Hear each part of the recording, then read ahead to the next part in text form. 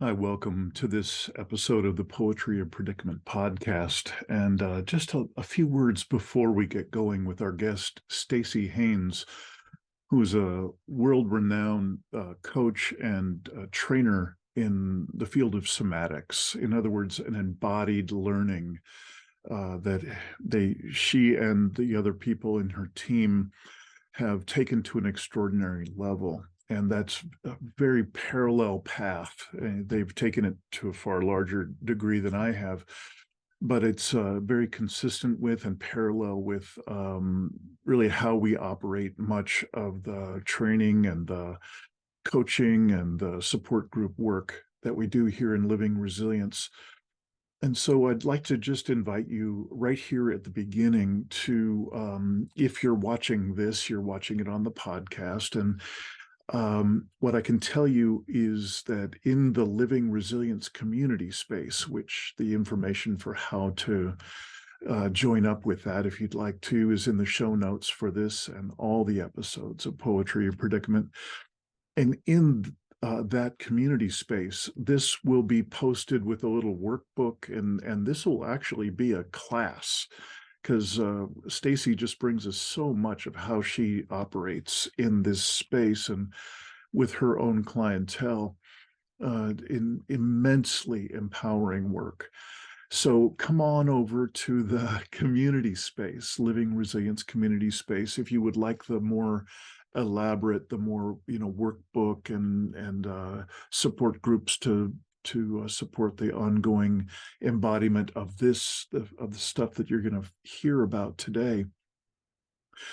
So do that if you would like to, and you're more than welcome to dive in your own way with your own notepad and so on. And you can, of course, stop the video at any time to take your own notes and make your own declarations, which you'll find out about midway through this video. So I would just recommend dive in and really enjoy yourself. And I'd love to hear any comments that you'd like to share about going through that process in the notes, the show notes, excuse me, the comments for this particular video. So welcome and enjoy. I'm Dean Walker, and welcome to the Poetry of Predicament podcast, a podcast for people brave enough to face humanity's challenges and problems, and most importantly, our numerous predicaments. The Poetry of Predicament is a podcast meant to inspire us to bring forth grace, beauty, and connection with the web of life in the face of a predicament-laden world. This week on the Poetry of Predicament podcast, we're welcoming Staci Haines, who is a remarkable somatics consultant and trainer around the world. And she has been at this for close to 30 years now, leading some of the most extraordinary and powerful personal development and executive development trainings certainly that I've ever experienced. I hope you find immense value in this time with Staci Haines. All right, welcome everyone to another episode of the Poetry of Predicament podcast, and my apologies to those who are loyal listeners to this podcast. It's been a while, and I am very pleased to be returning to the podcast world today to speak with a person that I've recently experienced your work, Staci, and it's just been so impressive. And then we've just been kind of introducing ourselves to each other here before the recording, and it turns out that there are many ways in which different people that we both know and kind of circles that I'm sure we travel in and so on. So it's just really a pleasure to have Staci Haines here on the podcast today. And Staci, I think I was just mentioning to you that I was in the kind of corporate consulting and training and coaching business for a while, early on, a couple of decades ago.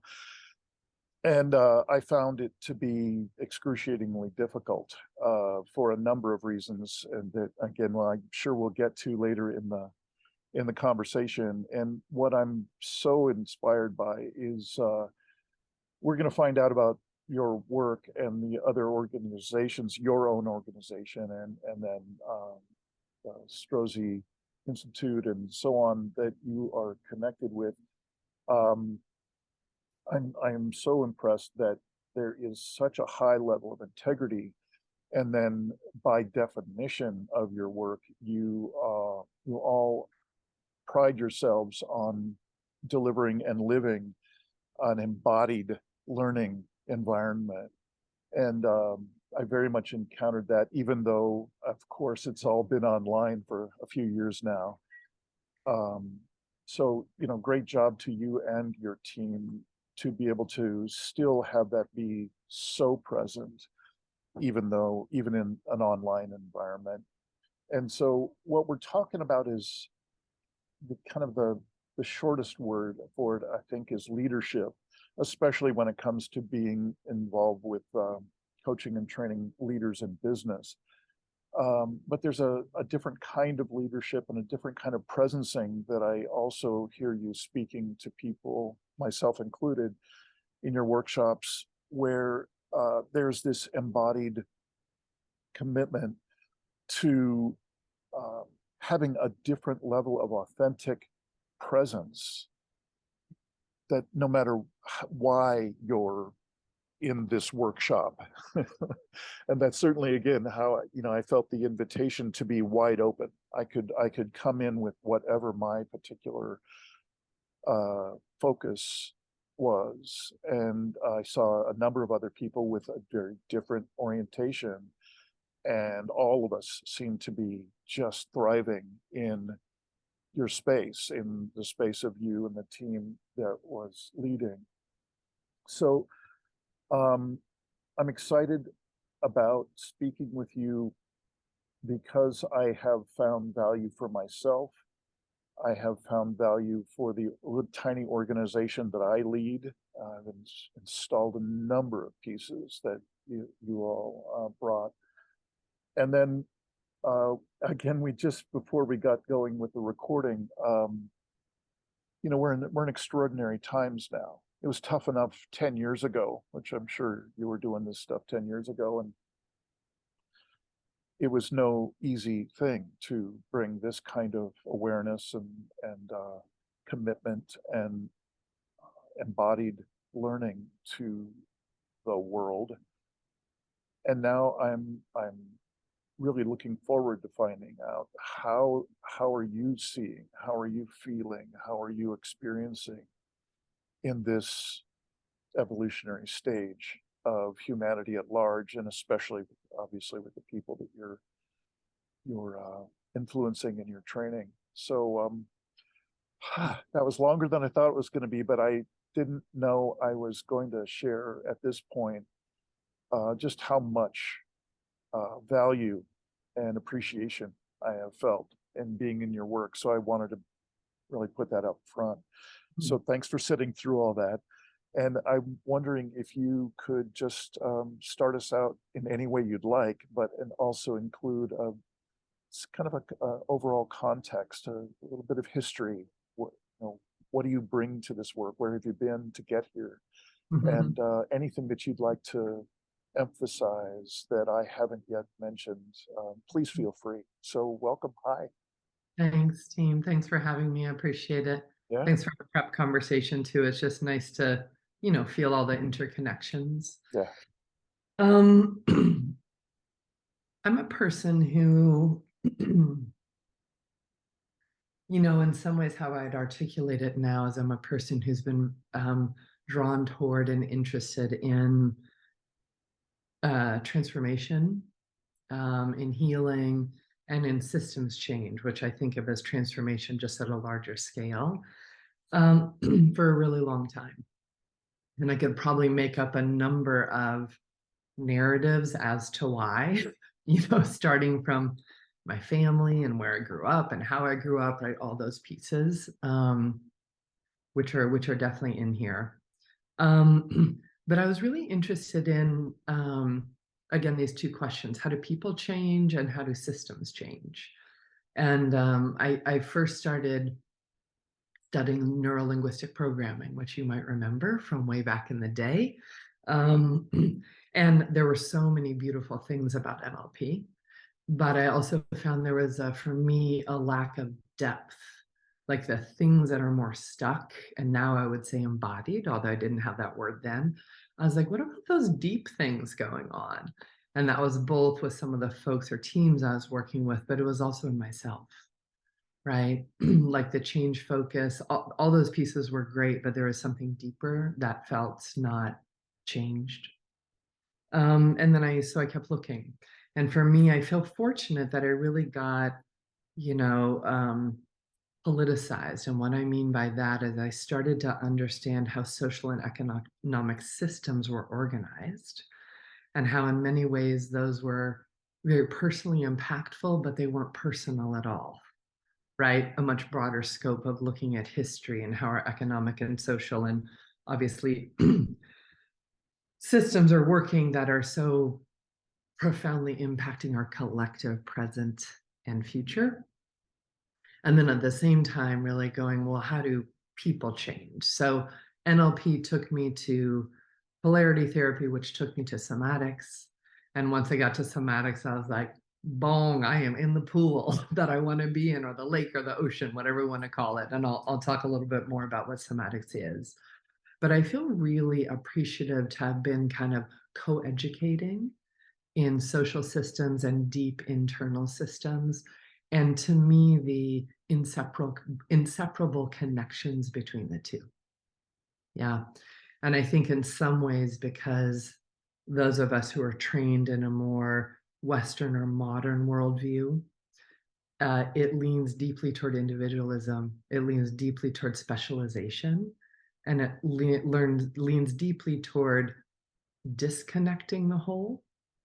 And not that there aren't useful learnings inside of all of that, but we are not atomized, right? We are not separate. And in a worldview of separation, we're killing our interdependent system, right? And what's interesting is humans don't also heal deeply or change very holistically in an atomized or an individualistic system either, right? So we are of the collective.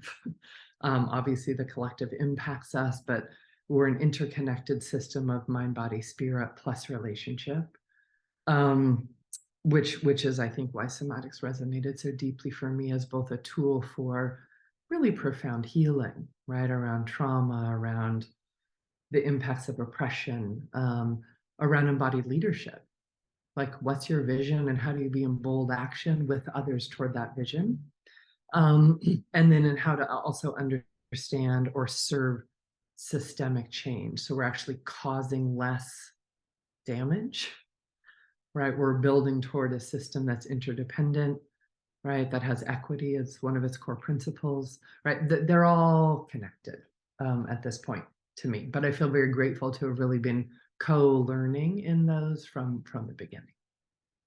In the end of what else I want to tell you about my bio, I founded an organization, it's a long time ago now, called Generation 5, that was really looking at like, how would we end the sexual abuse of children within 5 generations? And anyone who knows that world knows the numbers are ridiculously high. And I think of it as one of the symptoms of a power over social structure is the young get hurt a lot and then get trained into that system, right? And we really looked at transformative justice responses to child sexual abuse rather than punitive incarceration, because we were like, if we're going to uproot it, we have to uproot the whole thing.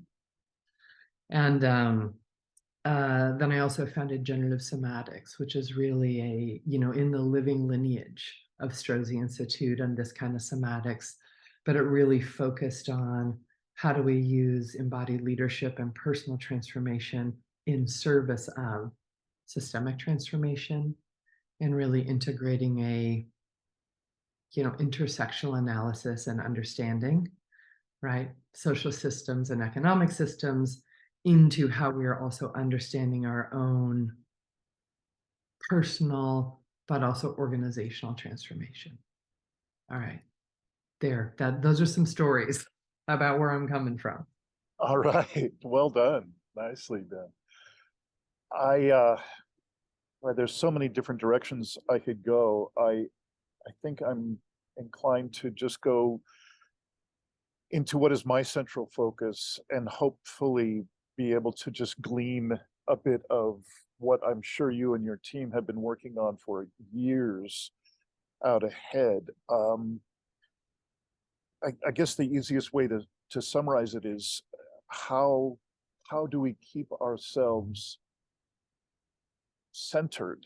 How do we return ourselves to center? How do we expand our felt experience of center in this world? That you, a part of what you just laid out was how committed this human global structure and culture is committed to having us be disconnected, to be decentered. Mhm. And I'm certain that that is so much of what you do in your workshops and in your consulting. How could you just lay out some of the ways that you yourself, your team, your clients, how do you cultivate a set of practices for the individual, for the organization, that have any chance at all of bringing us back to center, given the the odds against it? Yeah, completely. I love this question because what it acknowledges is that we are so deeply shaped and impacted by our our broader conditions, right? So most of us, I think, feel that around like the culture of the family we are born into or we built, right? Invites certain practices and disinvites others, right? Or certain ways of being and disinvites others. Or if we get into a team or a department, right? It's like those broader cultures, right, affect what's possible. Well, to me, what is so wild about trying to live a life affirming life in our times is, holy moly, there is a lot of chaos, there's a lot of complexity, there's a lot of people and systems that are doubling down on uh, control and contraction as a way to deal with chaos and the unknown. Now, in understanding the human psychobiology and what happens to us under pressure, it's really understandable.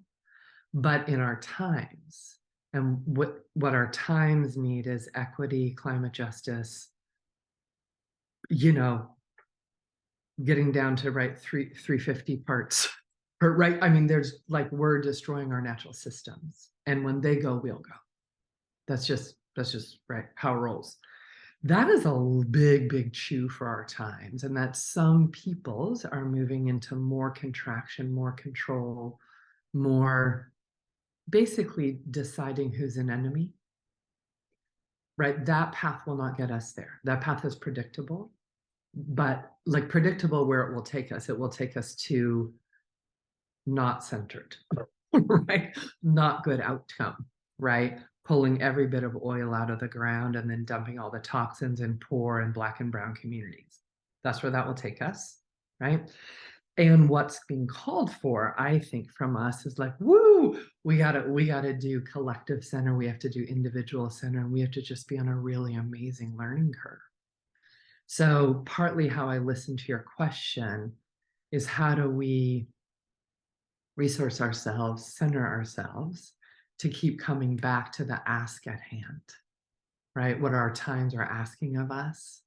And, I don't usually share this, but I'll share it with you. One of the, how you have a little humor inside of yourself with yourself, they're just internal jokes. Oh yeah. Yeah. It's not really a joke, but it does make me smile because I'm like, wow, one of the key questions is like, how do I keep cultivating joy amidst the apocalypse? Mhm. Right? It's Yeah. so deep.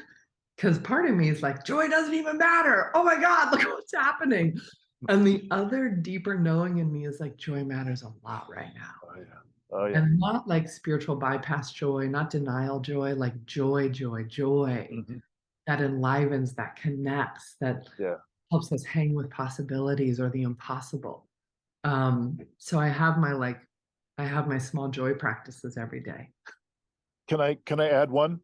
Do I'm with you completely, and I know what you're talking about not the bypass joy, but the real core joy. I have a way of describing these things that we're now talking about called the implicit, and that's another conversation perhaps later. Um, and for me, there's another word like joy, another notion, another deep human component that is also essential, that seems impossible in the face of what's going on, and that is intimacy. yes. Intimacy at a level that is beyond anything that I have known in my life, and I've explored and deepened that distinction and that experience for a long time, and I feel like still I've just barely begun. Yeah. So there's even a little joy as I'm describing it. So I appreciate that we can put these two things together, and I'm sure there are other elements we'd want to include on this list that we're bringing them forth, even though it looks like we shouldn't be. Exactly. So please, I didn't mean to stop you. I just wanted No, to I add. love it. And intimacy is so beautiful because basically, at a give visceral somatic level, and in a minute I'll talk about what the heck somatics is, but at a visceral level, intimacy to me is two things. It's becoming closer with, right? So that could be self-intimacy, it could be intimacy with like a plant, right? Or like intimacy with a biosphere, right? Or intimacy with other people, which people might be the most complicated. Right? But then to me, intimacy also, what's wild about it is it invites closeness and spaciousness at the same time. And I think that's amazing to go, wow, how do I be that? How do I do that somatically? And then, of course, the other charm to me of intimacy is intimacy keeps, how do I want to say it? Like somatically, it wants us to keep healing and opening. So the stuff that's in the way of intimacy will get lit up. Right. And then it's like, then it seems like intimacy is a bad idea because usually in that lighting something up, it means there's pain or transformation or historical pain there. But intimacy is a healer. Intimacy is, and I think joy is a healer too. Yeah. So maybe that's why they're so being called for in our times because we need a lot of healers right now. Yeah. I haven't lost your center question, but let me talk about what somatics is for folks who aren't familiar. Uh, Soma just means the living organism in its wholeness. Yeah, that's what the Greek root of somatics is, soma. But really, it's a very profound way of understanding how we holistically transform, which means transformation doesn't end with an idea, right? Like, oh, I learned a lot about intimacy in my mind. But it's a transformation that goes, I can be and act on what I most profoundly care about and what I'm called toward. So like one of my lifelong orientations is like, by the time I die, I want to be able to say I got good at loving and being loved. That is not a small feat, right? And I'm like, oh God, it's going to be a lifelong one, this one, right? But somatics is about a holistic transformation in our viscera, in our muscle memory, in our neuronal pathways, right? um, it's a way of embodying new competencies, right? That isn't just about having good ideas, but I can be it, act it, do it. And especially when we're under pressure, right? That's the measure inside of embodied transformation is like, can I be it, do it, think it, allow it, when I'm under a lot of pressure, because I think, and I don't know if you think this, Dean, I want to hear, but I look out at our world, I'm like, I think it's going to be a lot of pressure for the rest of my life. What do you think? Yes. I'm gonna just keep I could just on that one cue, I could speak for a few hours and that would be boring for everybody. I'd love to hear you keep going on this thread, but in a word, yes, that's where we're headed. That Yeah, like it or not. So might as well get good at finding and creating and cultivating intimacy and joy mhm, in the middle of it all. yeah, So, yeah, exactly. I'm with Yay. you. Okay, good. Okay, good. To me, what's also really cool about somatics and why I literally am in year 20, I'm heading into year 29 of somatics. Right. I'm like, it has captured my attention work. Yeah. But another thing why I love it is that once you understand us from a more embodied orientation, like we have these biologies that have this evolutionary history. And there are things that are actually very predictable about how we respond under pressure. Like it's really actually not rocket science once we understand ourselves through a somatic lens. And, neuroscience is doing a lot on it. Psychotherapies around trauma are doing a lot around it. Right, there's good research. But under pressure, we form patterns and habits, right? So in our world, we call them conditioned tendencies, right?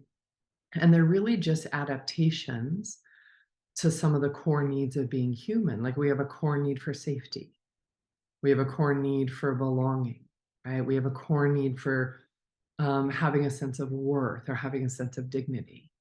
And then, of course, we have our material needs of like clean food, clean water, right? Healthy, safe contact, right? We have needs. But we adapt in a fairly automatic way to those needs not getting met. And in the social structures and social conditions we're in, when those are based on only some people and genders and races being held as worthy and others as not. In nuclear families, which is not enough support for parents or kids, it's a high stress social structure, a nuclear family, very high stress. In most people, not having enough resources to eat well, have good education, have good health care, that's intense. That most peoples do not have enough resources, right? And how we've structured our economy.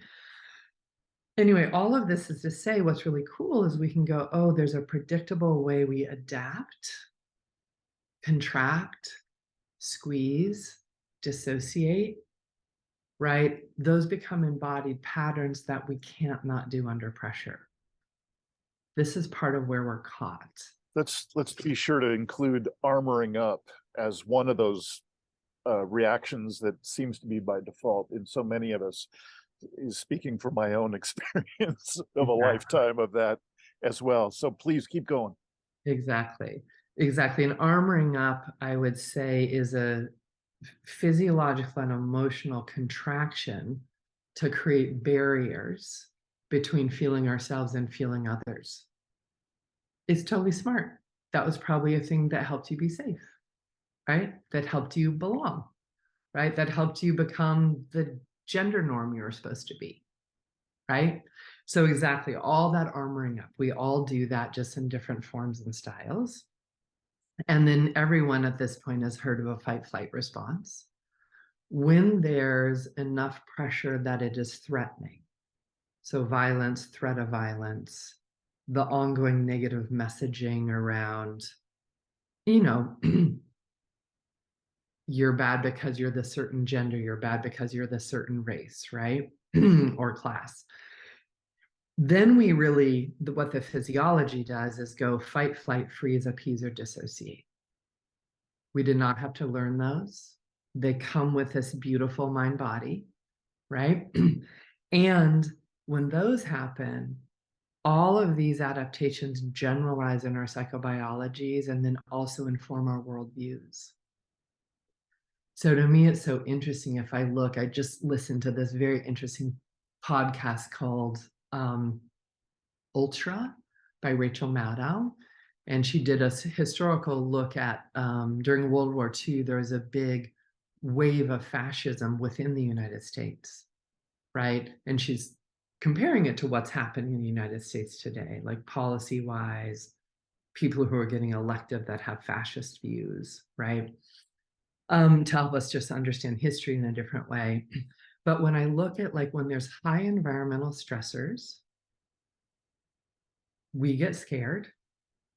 Our psychobiologies, I think our psychobiologies are totally feeling the level of environmental stress that there is, right? Not just from our political and economic systems, but the distress of the atmosphere, the distress of our water systems, right? The mass extinction that we have caused. I actually think we're grieving so profoundly for killing our brethren, you know? So I think there's a very deep level where we sense and feel that, and then we're doing different stress responses. So some are going into fight, flight, freeze, appease, and dissociate. Some are going totally into spiritual bypass. Some are going into like, if I fight harder and longer, somehow the fight will work. And I think really what's being called for is like to be, as you're saying, as profoundly connected, resourced, recentered as possible. So we have multiple choices and moves to make, and we're not caught in a deep conditioned tendency or a deep survival reaction that only gives us really one or two moves, which aren't going to work. Yeah. Okay, that was a lot and a little bit depressing, but you know, honesty is good in our moment. Yeah, yeah, I agree, and thank you. I I don't think either of us would have it any other way in this conversation because there's just a real beauty in how you started us out by wanting to kind of call yourself on your propensity to bring joy along and mine to bring intimacy along, and that's the best we've got as far as I can see from here on, is how much of the truly miraculous can we call forth from ourselves in the face of, as you were saying, the ever increasing stressors under pressure. Mhm. How are we going to be? Who shall we be under this Exactly. kind of pressure? So Exactly. yeah, just thank you for that. Yeah. Yeah, I want to go back to the centerpiece because it's yeah, so please. pragmatic, which is the yet another thing I love about somatics is it has awesome method and theory, and then it's highly pragmatic. So what we mean by centering is coming back to like being able to build in ourselves and then in our collective groups, being able to build this, grow this capacity for a relaxed, present, open, and connected state, right? That we can come back to over and over again.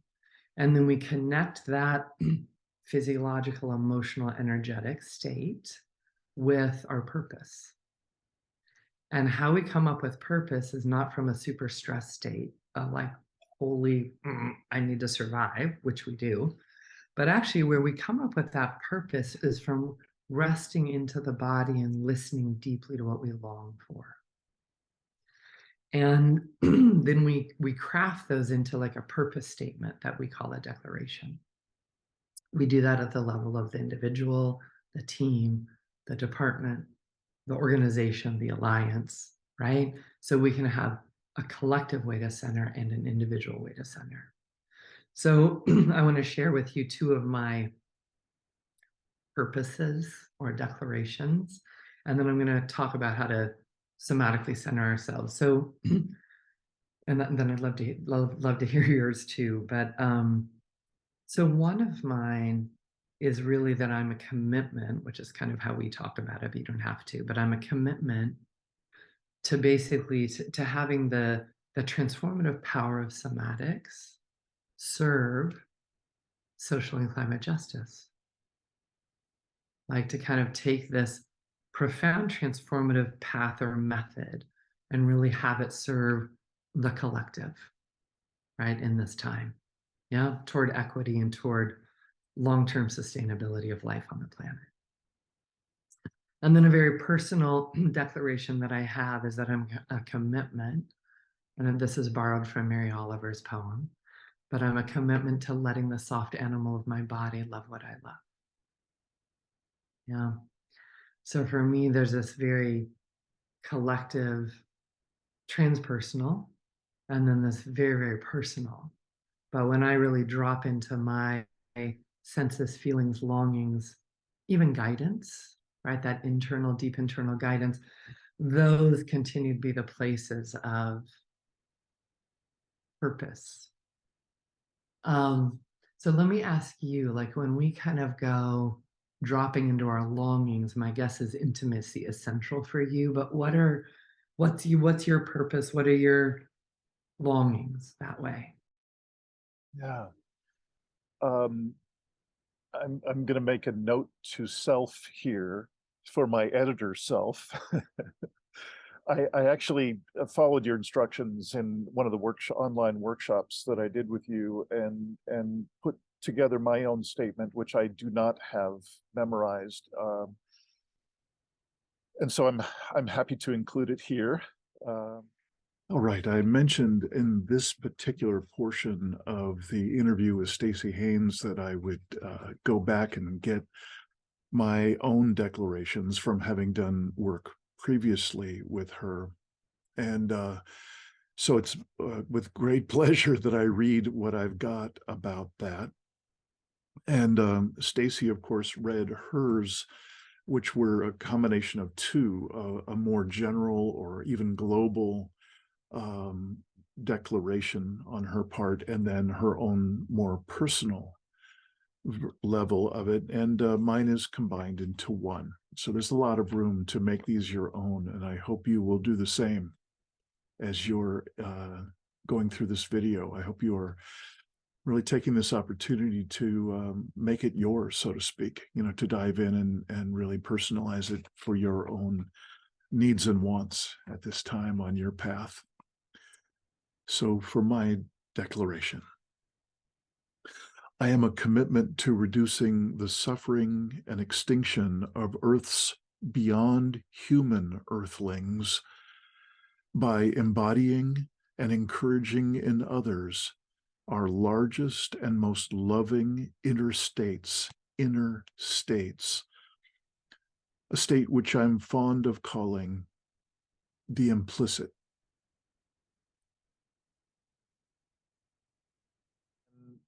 Now to get back to what you just asked for. So what I think I'm hearing you ask is what matters most to me? What is ambient in my system that is most precious and that is most inspiring and most connecting? So if that qualifies, then I'm happy to go. No, that's beautiful. And I love having lots of different ways to say it because we Yeah, can access it in different ways. So yeah, but please. yeah. So it's interesting just pausing with you and just being invited the way you've invited. I'm actually present to that which is at the core and will be in that little memorized statement when I do put it in. And what that is something that I'm now affectionately calling the implicit. And it's basically what I'm pretty sure the wisdom traditions for thousands of years have been calling a satori, or a unity consciousness, or a oneness, or interbeing, or love. And I had a pretty severe injury about 30 years ago now, where the healing of over about 6 months had me in a shifted state in which I was very much connected with this implicit state consistently, and it really just knocked open the door for me to be able to access it pretty much at will. So that implicit is at the core of my own declaration or statement. And as I was mentioning, just your invitation and me pausing for literally a second, I felt this full resonance. And I always, when I'm describing this implicit, I do this because it goes from about the base, the height of the top of my neck down to my perineum. And it's where I resonate with another person. It's where you and I could be standing on a cliff at sunset and in silence, and we can both just look over at one another and be in tears. It's that. So that's at the core of it. And I have I started my own relationship with this, the implicit and the other elements that are core and ambient in my system, back when I used to watch Jacques Cousteau's specials on a Sunday night. And I would notice at the end, he would describe about how in this gorgeous place that he's been showing us for the entirety of the special, that just a short distance away, there's human damage going on. And if we continue to do that damage, this whole area will be gone. And I was the only one in tears, the only child in tears, certainly none of the adults around. You know, basically when it was over, they just turned it off and everybody went back to life, and I didn't. Exactly. And so there is some part of my declaration that is just my deep affinity for and connection with the ocean as my direct source to the web of life. That is my most direct source. And so somehow reduce some amount of our damage, some amount of the suffering, and the decimation, that's also a part of what I would be declaring. That's right. That's right. Thank you for all that. Yeah. Resonance, huh? Yeah. You know, it's so interesting to me, the what I see, and I mean, I've worked with thousands of people at this point, but being able to drop deeply into our felt senses, being able to thaw some of that arm ring, being able to unnumb, right, places in our bodies we needed to remove ourselves from because of hurt. It's like allowing this living system to be alive, right? Come back alive. There is such a direct, there's such direct contact with the state you're talking about. You know, it's right there. And there's a thawing and unnumbing and allowing aliveness right through our system. And obviously the emotional work that goes along with that. But that is very much what we mean when it's like, what do you long for? What's that internal guidance? What's that internal resonance? And then because we are human beings in a world, right? It's like, okay, and with that, who do I want to be? With that, what action do I want to take? With that, how do I want to make a difference? You know? And, you know, I study death and dying because I really love that. Like, what are folks thinking at the end? Like, what's the perspective? And, you know, over and over again in that work, people are really going at the end, what matters is my relationships, my intimacy. And then at the end, what matters is, did I make a difference for other people? and to me, there's wisdom in that for how we craft our purpose now, right? So if we come back to this piece about centering, what it is it's a way to return to and deepen inside of purpose. It's a way to physiologically, somatically help our tissues, connective tissues, muscles, neuronal pathways, self, because we're not going to separate that in somatics, align, relax, align, reconnect. We should just practice it in a minute. And then we can practice that in larger and larger groups of people, right? It also becomes a place because we will get overstimulated, overwhelmed, hurt. We will face loss. We will have moments now when it's like, holy, given what's up, what is our best strategy? We'll have many moments of pressure and stress that will throw us into some of those old habits.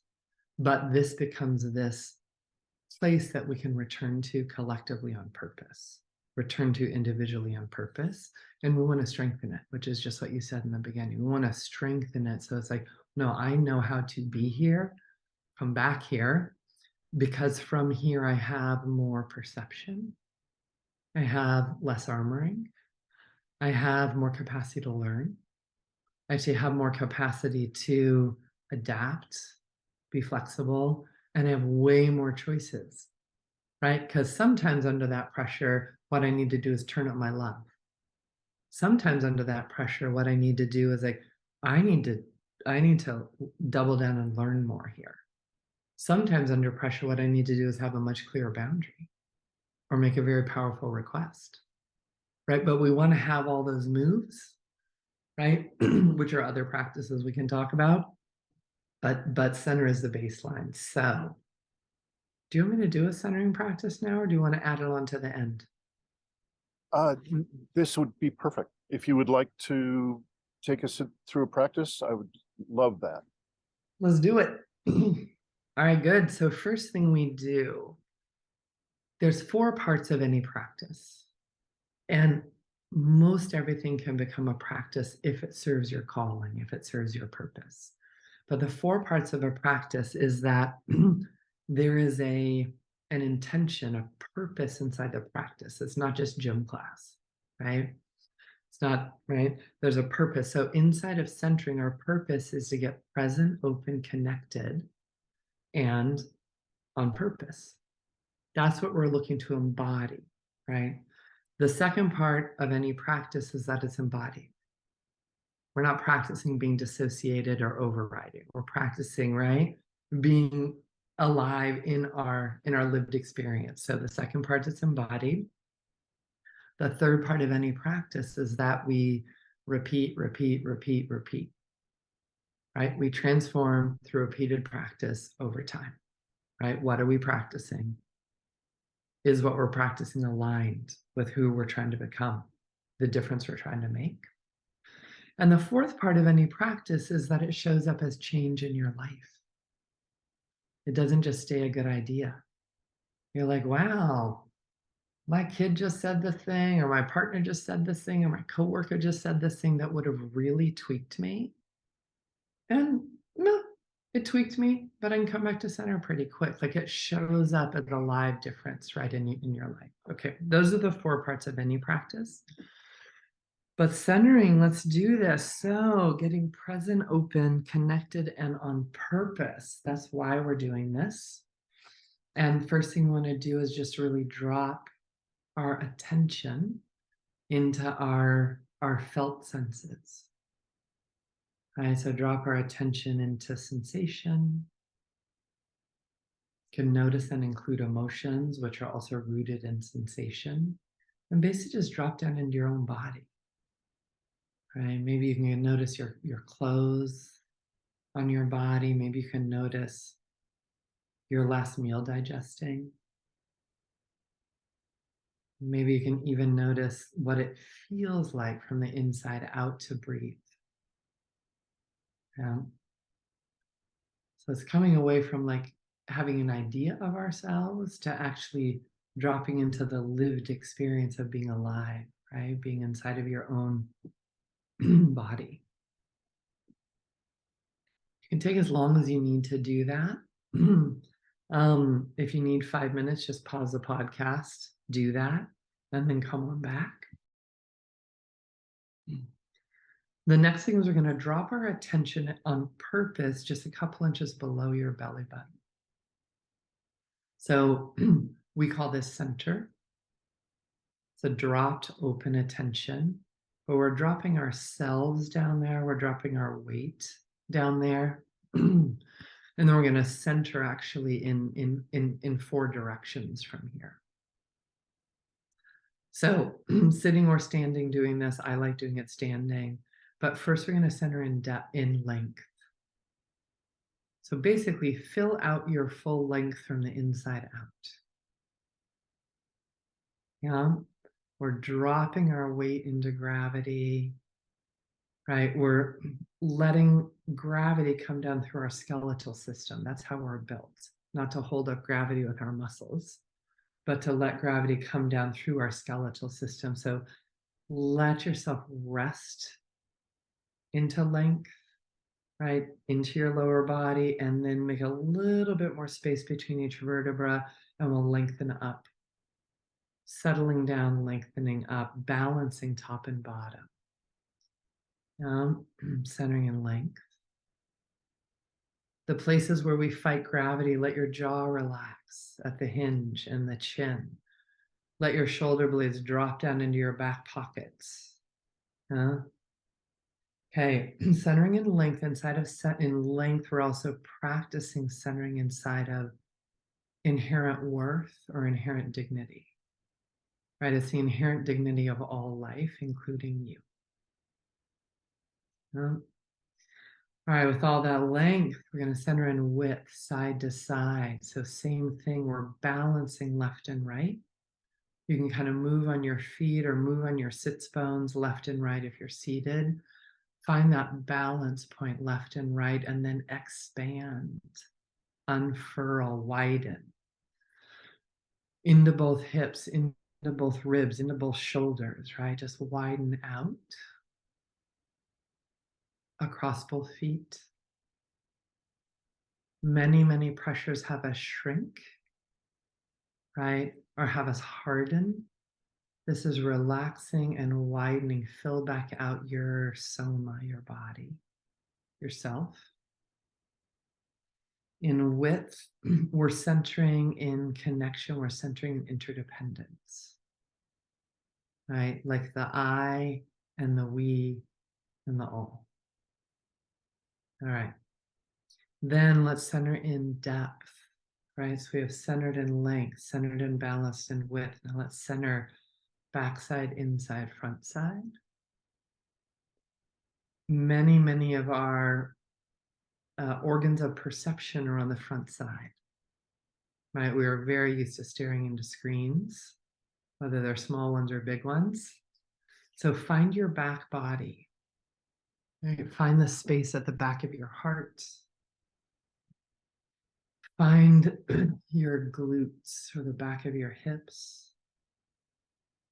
You can even let yourself feel into the space behind you. We're actually amazing at paying attention. We just want to expand what we're paying attention to. Come through the inside from the backside. Maybe feel the depth of your next breath. Maybe find the depth of your center. And then all the way through the front side. You could feel your shirt on the front side of your body, or find your nose or your kneecaps. And then again, balancing so that we're not pulling back, we're not pushing forward, we're balancing back and front. Put them all together, centered in length and dignity, centered in width and connection, interdependence, centered in depth, right? We're cultivating more space inside of ourselves. We're literally cultivating more depth, and we're connected to all this that became before us, right? History at our backs, and we're facing also into the future at the same time. And then the last thing we're going to do is we're going to center on our purpose. And, we really invite you to go, what is your declaration, right? But centering on, like, here is what I'm built for, right? Here's my commitment, whether it's personal or it's really for the collective or both. You want to speak that to yourself, right? And then let your purpose shape you, right? Practice embodying it. So this, like, values and purpose is what we're making decisions from, acting from, trying to interrelate from. All right, that is a centering practice. And again, can do it individually. I'm like, do it 5 times a day. And it'll build muscle memory. And then in our collectives, we want to go, what's our collective purpose?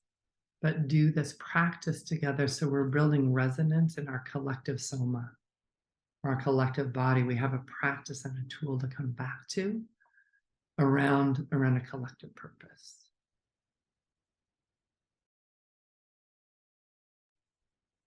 Thank you for that. Really, as always, just such a lovely, nourishing, practice. Yeah. I really oh, go ahead. Yeah. No, please. I really want to invite really each of us in our days when we notice something beautiful, joyful, intimate, right? Hopeful, to linger in it a little bit longer than we're used to lingering in it. And part of why I invite that is I'm like, I just think we need all the resourcing we can muster to not just feel better. I'm all about feeling better. I want us all to feel loved, settled, relaxed in all the moments we can. But it's also about showing up for our moment. Like, okay, what is mine to do? What is ours to do, right? What is my question to ask? And maybe not know the answer for 5 years or 50 years, but it's my question to ask, right? Or inside of my team, right? Wherever it is we work or live, like what's mine to help co-create in the space that I'm in that will serve me and us, but will also serve the all, right? And I mean by that the atmosphere, the water systems, right? Living plants, animals, mycelium, the whole thing, right? And so in these moments when we find these, like I was on a Zoom conference situation the other day, and there were 3 movement leaders, 2 movement leaders, 1 political historian, and a moderator. They were so brilliant. I was just sitting there going, oh my God, I feel so motivated, right? Because I felt so inspired by what they were saying and how they were helping to read our times. It's Highlander Institute, which many people probably know. They played a big role in civil rights movement and continue to play a big role. They also got bombed by a white supremacist group in the last 3 years, right? It was sponsored by Highlander and also Right to the City, which is an amazing organization about like taking care of all the things we're talking about. How do we do that at a citywide level? They do amazing organizing work. They're sponsoring this beautiful series once a month called Fascism 101. Now, that's a very depressing title, and it is brilliant in going, what is happening in the policy dynamics? What's happening with the far right? What's happening in our environmental protections? but they're just doing this very beautiful reading of our moment, helping us understand what are some of the places for strategy and right action.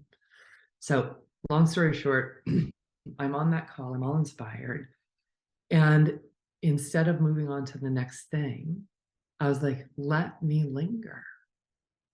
Let me linger in being inspired and feeling connected. Let me linger in some of the new questions, right, that were just brought to me. Let me linger in, given all of that, what's mine to keep doing.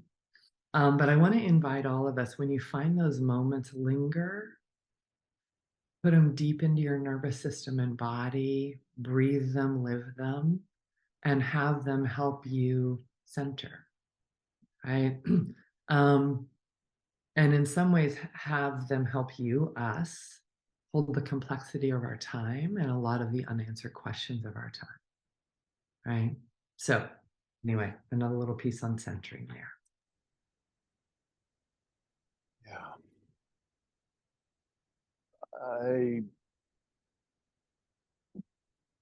I was going to ask a question of you that what you've just shared seems like a perfect answer for that question. And the question is, I've been interested in these past month or so as AI has come into our consciousness, like this out of control, exponentially exploding, human created, but not controlled anymore. And I particularly saw a talk by Yuval Noah Harari, and he brought up a point that was like literally, like, he's such an incredible, articulate, and brilliant person. He made his point so much more potently than I could have, but he spoke my fear, which is that we've been, I don't know, a decade, 2 decades in the attention predatory culture, global culture, that we and our attention and our behaviors out of that are what's being predated. It is that in and of itself is deeply disturbing and is nowhere near fully understood, and then still growing. But then we add AI on top of it, and my concern that he again articulated so beautifully is that it seems as if there is yet another global appetite coming from the marketplace that is now going to feed on our intimacy. And the ability to, without consciousness, clearly it's not conscious yet on its own, but what it's clearly able to do at a global scale is to learn more about us than we know about ourselves, than even our most intimate partners know about us, and then forge its, morph its interactions with us to manipulate us in whatever the direction is that it's programmed to do. And I guess this is my way of saying this is something I'm putting a little attention on. I can't get fixated on it because it's so much larger than anything anyone has control over. But I find myself in pockets like the one you just shared. Can we give ourselves the power of resting, the power of being and of presence, the power of intimacy in a graciously elongated moment with one another? Is this the start of a new kind of toolkit. I'm sorry, it's not a very good word for it, but a set of skills and capacities we could cultivate in ourselves and with our loved ones, that we could somehow presence ourselves individually and collectively at the most deep and authentic level with one another.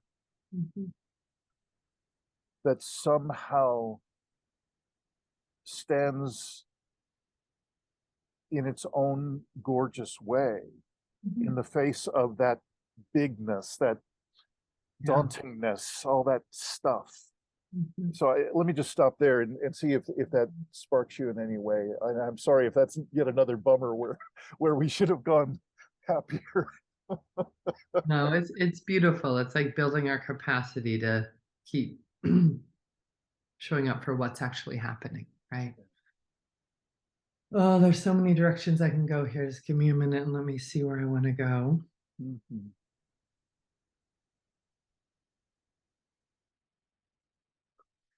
I'm gonna start here. Well, I'm gonna start two places. So, I just got on ChatGPT for the first time maybe a couple months ago.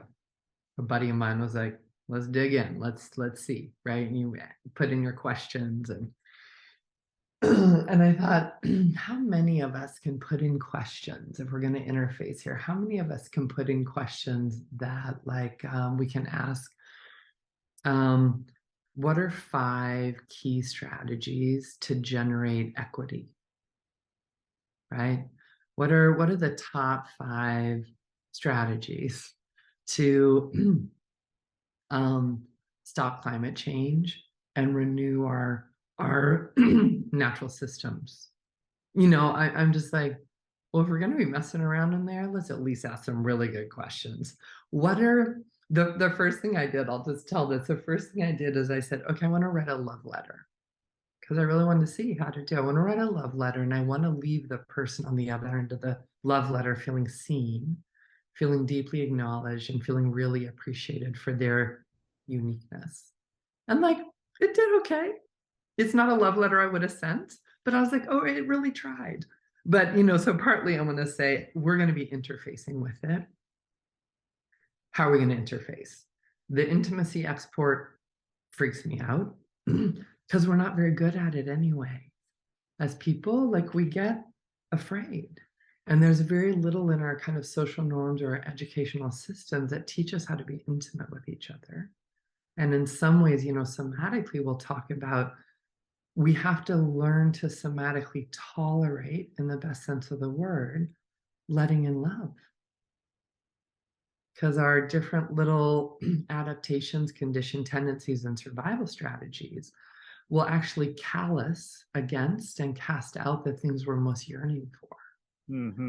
Right? And so somatically, we have to go, all right, how do I soften and actually become permeable and allow in the level of contact that I'm actually yearning for? So we're looping back to what you brought up back at the beginning about expanding your capacity to love and be loved. Exactly.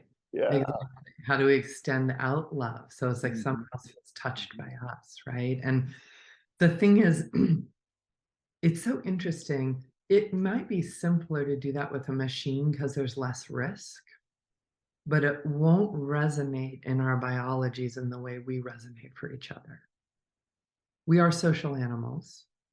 And just like dogs who need to be next to each other, so do we.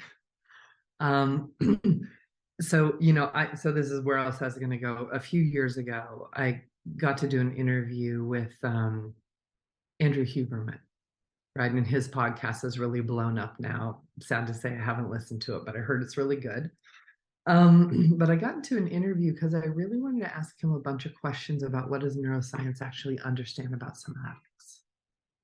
And what I loved about him is he said a lot of cool things. One thing he said is our neurobiology's fear is like a 5-lane highway.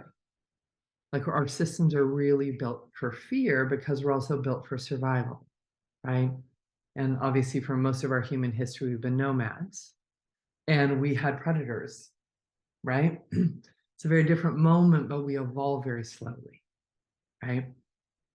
And he said, you know, resilience is like this footpath through the woods in your brain. And if you don't keep walking it, right, if you don't keep going down the path, that's how we have to deepen it. Fear is a given, right? So all this stuff I'm sure is in your community. But what he also said is, he said, you know, one of the most intense things we're doing is we are one of the most complex, beautifully perceptive instruments, right? Our skin is our biggest organ. What our skin is doing is helping to perceive the world, everything from temperature to like a shift in a field, right, that we perceive, and then it translates up to how we're paying attention. But one thing he said, which I so appreciated, is he's like, we're exporting the brilliance of our ability to perceive into these little tiny machines that are like 1/100th as perceptive as we are. So this is a part of my response is like, let's not export, right, our attention, our capacity to be intimate, even learning how to do those things, to something that actually has much less capacity than we have. I mean, I get it. AI is freaking fast, and we do not know all the directions it's going. I mean, it can write a resume way faster than I can, or a love letter, but the love letter wasn't that good. So I'd have to rewrite it anyway. But really, when I look at when are we most happy, obviously it's in conditions that are honoring us, respecting us, and we have the resources we need. But it's also when we're in deep contact with ourselves and each other. Like when we say, when are we thriving? But that really takes our capacity to pay attention to ourselves, to each other, to not be exporting my attention into Netflix, right, all the time. Do it sometimes, whatever, right? But those are all things we have to cultivate in ourselves. And I think the last thing I'll say, because you're really having me think about this, is literally throughout all human history that we know about, and that is oral traditions that have sustained, and then written traditions, there are always practices to cultivate our capacity of attention. Some of those are meditation practices, right? Literally across every single tradition that we know about, there are practices to cultivate our capacity to expand, right? And again, as you're sharing, we have different stressors that are very profound. And so it's like we've created monsters we don't know what to do with. But we have very, very deep technology inside of ourselves. And I rarely ever call it that because we're not the same thing. But we have deep technologies inside of ourselves, these profound capacities to attend, to learn, to be literally multidimensional, to connect, to separate. Anyway, so maybe I'll pause there. Yeah. Well, thanks for taking a swipe at it. It is such a huge conversation. And I guess I would just add for the record that I'm with you on the immensity of our the organs of perception and presence that we have either not even touched or just lightly acknowledged in our world. And one of those is the energy body and the energetics and so on. That's been one of my emphases since, for 30 years now. And I don't know, that just lit up when you were describing, we have capacities that we have cultivated up till now, and there are way more to go. So I'm with you. And so I'd like to, I guess, just leave it there, because these are, this impossibly large topics. So thank you for offering that. Just a brief word here that I have edited out a couple of moments of a particular thread that really neither of us thought was particularly useful.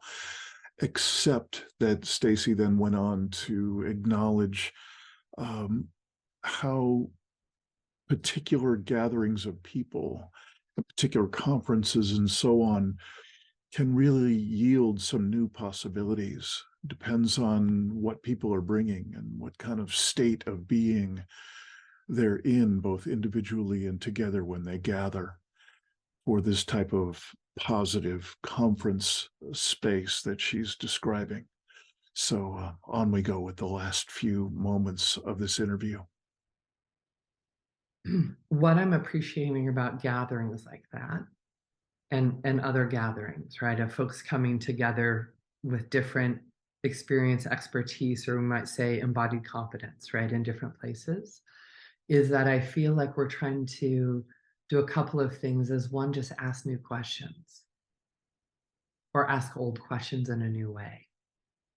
And then what I also appreciating is folks not fighting for one solution, because I feel like anyone deep enough in the complexity of what we're dealing with around equity and distribution, around the climate, the earth, and around human inventions and stresses, right? What you were talking about with AI is that we're not in a place of one solution. We're in a place of like multiple experiments, right? Really important global level change that's needed, right? It's organic and dynamic. And what's also important to me is I know that coming together to try to find answers, it is vital. Like we need to stay in those dynamic conversations. Hold on, I just lost the second part of that. Let me get back. Right. And what feels so important, and this is what I appreciate about climate justice and social change organizations, is then there's just like testing stuff and putting it on the ground. It's like, let's get this policy passed, let's get it implemented. Like the hard work of policy change, of making sure the budget gets behind the policy, of organizing your neighborhood, right? Those are just the real daily activities of social change and climate, helping climate justice that I always just want to lift up and speak out. It's like the APENs of the world, Asian Pacific Environmental Network, the Indigenous Environmental Network, 350.org, and these are just US based, right? Well, 350 is global, but it's like just uplifting the folks who are spending, all of us, right? Can be, should be, right? Spending some of our time doing the very concrete work of social change. So that's what I got. All right. Well, I will not edit that out. I just so appreciate each pocket of what we've touched into today together has been really precious. I love the way we let ourselves just jump about a bit. Yeah, me too. I wouldn't have it any other way. I think what Mm.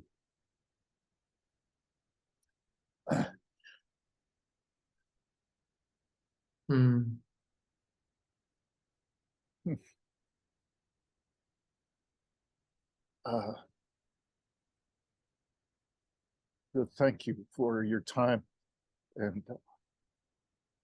for your generous sharing of this extraordinary work that you do, presence you are.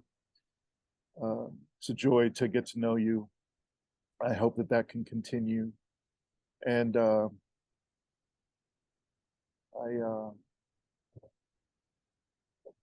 feel really blessed to be able to include you in the list of people I know to some degree and have had the opportunity to connect with, especially at this particular time in human history.